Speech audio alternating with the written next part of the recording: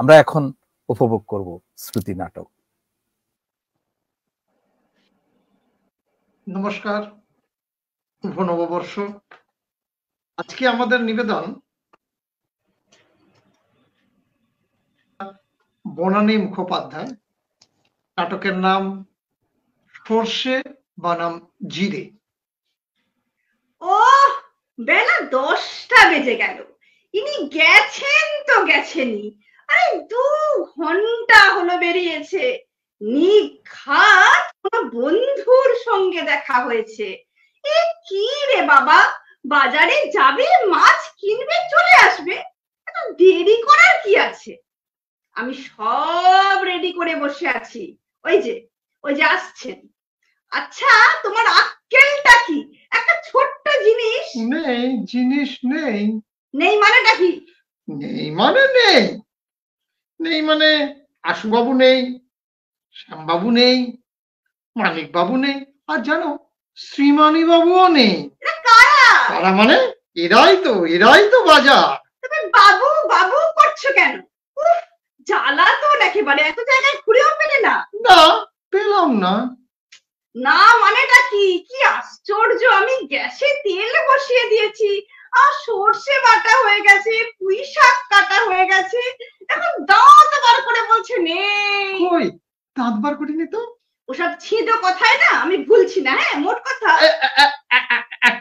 শুধু একটা কথা বলি। কি বলবে? তাড়াতাড়ি বলো, তাড়াতাড়ি। বলছি, ইলিশ না খেলে কি হয় গো?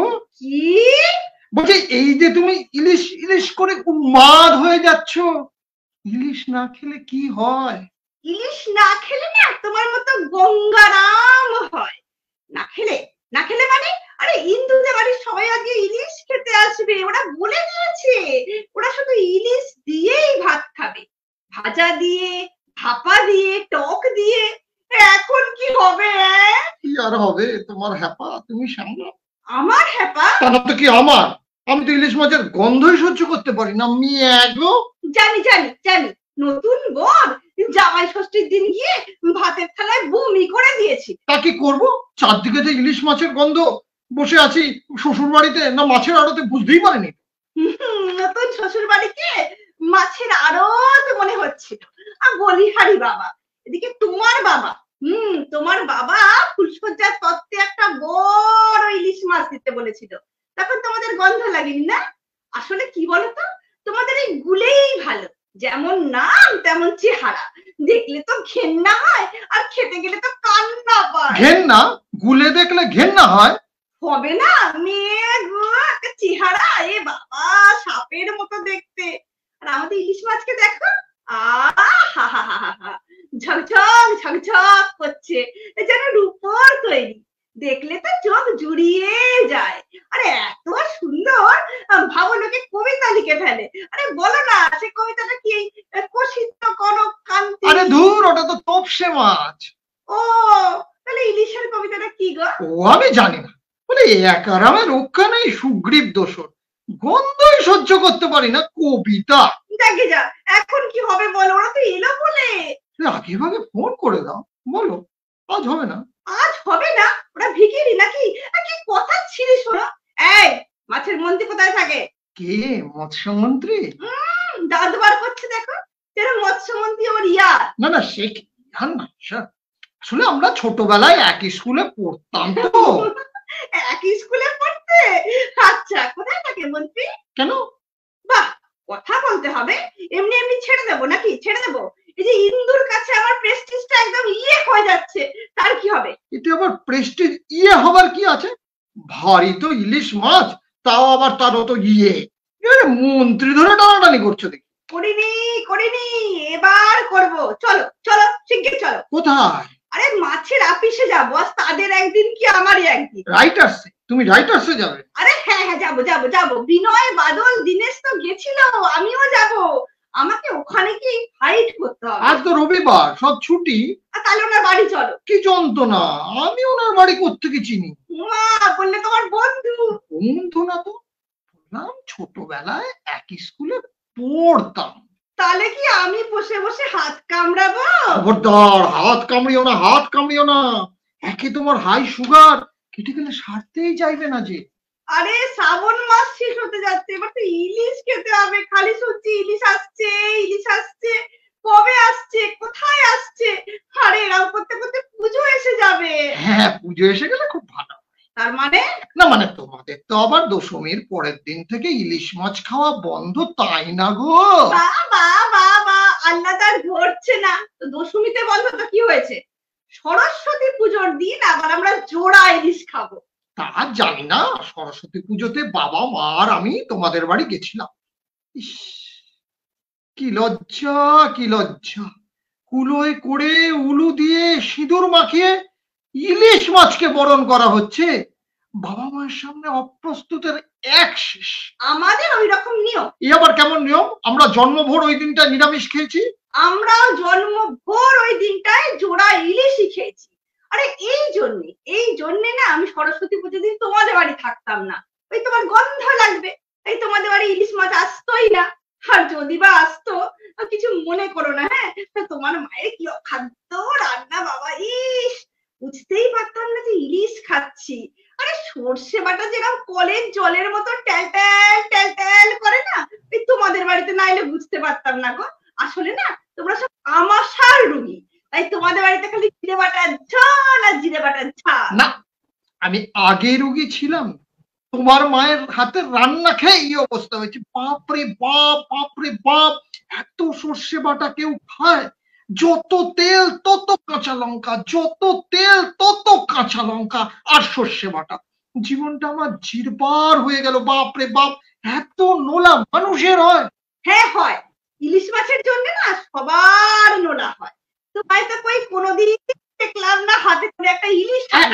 মিথ্যে কথা বলবে না, একদম মিথ্যে কথা বলো না। আমি কোলাঘাট থেকে আনিনি ইলিশ মাছ। সে তো পচা মাছ। তা বেলা ৮টায় কিনে সন্ধ্যে ৬টায় রান্না করলে পচবে না? সারা রাস্তা কি রোদ্দুর, কি রোদ্দুর! তা আল্লাদ করে কে বলেছিল পচা মাছ আনতে? তুমি তুমি তো দিব্যি দিয়েছিলে কোলাঘাটের ইলিশ না আনলে তুমি গলায় দেবে, তারপর না আনলে তো আমার হাতে পড়তো। বেশ হতো, বেশ হতো। কি হলো? দিলাম আর কড়াই সব গুড়িয়ে গেল। আমার যে তখন কি আনন্দ হয়েছিল! কি? না মানে ভালো থাকলে তো অর্ধেকটা আমাকেই খেতে হতো, আর খাওয়ার পরে ও, তার মানে তুমি জেনে শুনে পচা মাছ আনলে আর তোমায় খেতে না হয়। না না, তুমি ঠিক বুঝতে পারছো না গিন্নি, তুমি ঠিক বুঝতে পারছো না। আরে পারছি, আমি খুব বুঝতে পারছি। পেটে পেটে এত বড় শয়তানি। ঠিক আছে, আমিও না প্রতিজ্ঞা করলাম, যদি এক সপ্তাহের মধ্যে একটা বড় ইলিশের অর্ধেকটা তোমায় খাওয়াতে না পারি, তো আমার না। ওয়েট, আগে ভাগেই দিব্যি করো না। মাছ তো নাও পেতে পারো। পাবই, কেউ আমাকে আটকাতে পারবে না। মৎস্য ফৎসতি হবে না, আমি বুঝে গেছি। আমি দিদির কাছে চলে যাব, আমি জিজ্ঞেস করবো কই ইলিশ মাছ কই। বাপরে বাপ, এই কারণে তুমি মুখ্যমন্ত্রীর কাছে যাবে? হ্যাঁ যাব, রোজ কাগজে দেখি সব ভুলতাপ, ইলিশ আসছে, কোথায় আসছে, আমার মাথায় আসছে। আর দিদি না পারে। একটু ইলিশ খাবার জন্য তুমি দিদির কাছে যাবে? আমি যাব, আমি যেখানে যাব, আমি ধর্ণা দেব, আমি মিছিল করব, আমি অনশন করব। আরে ইন্দু আমার ইলিশ খাইয়ে জিতে গেল, হ্যাঁ আমি পার্টি হয়ে থেকে যাব। বাবা গো বাবা, আমি আর সহ্য করতে পারছি না। শোনো, সামনের রোববার আমি খাওয়াবোই ইলিশ খাওয়াবো। সে খয়রা মাছের মতো হলেও আমি খাওয়াবো, আর বড় হলেও খাওয়াবো, 200 টাকা হলেও খাওয়াবো, 2000 টাকা হলেও খাওয়াবো। বাবা, এত অপমান তো আমার আর সহ্য হচ্ছে না। আস্তে এত কেঁদো না গিন্নি, এত কেঁদো না। তোমার আবার দত্ত, যদি অজ্ঞান হয়ে যাও তাহলে তো আর ইলিশ খাওয়া হবে না গো, আর ইলিশ খাওয়া হবে না। কেন ইলিশ খাওয়া হবে না কেন? না মানে যদি আর জ্ঞান না ফেরে। ওমা, কি অলক্ষণে কথা! আচ্ছা, তুমি চাইছো আমি মরে যাই, আমি ইলিশ না খেয়ে মরবো? না না না না না না, আমি যদি মরি আমি ইলিশ খেয়েই মরবো। ঠিক আছে, আর কেঁদো না গো। তাহলে প্রমিস করো যে সামনে রোববার তুমি ইলিশ আনবে, বলো আনবে।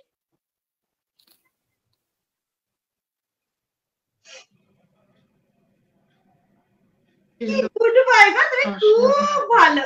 এই শোনো না, মাছ আনবে না, একটু চারা পোনা আনবে। হ্যাঁ, আর তোমার তো সে আমার সাথ ধারবো না, আমি তোমার মায়ের পাতলা জিরে বাটার ঝোল। হ্যাঁ, লক্ষ্মী এবারে সোনামুখী। কি হলো, মুখটা কোটে আছে দেখো, ফ্যাবলাটা না এই ফ্যাবলাই রয়ে গেল। KAB টেলিভিশন, আপনার আমার সবার কথা বলে।